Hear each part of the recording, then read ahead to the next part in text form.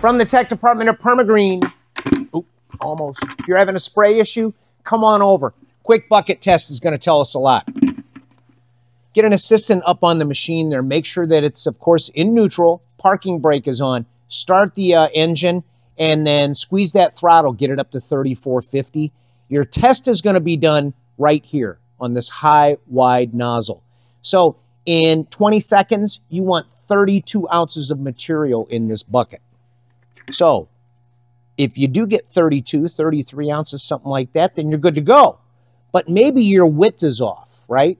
You can change the width by tilting this nozzle up a little bit. That'll make it spray a little bit wider. Then, of course, push it down to make it narrower. Of course, you want 11 feet on a PermaGreen on high-wide, right? So, hope that solved your problem. If it did, congratulations. If not, you need to move on to the next video.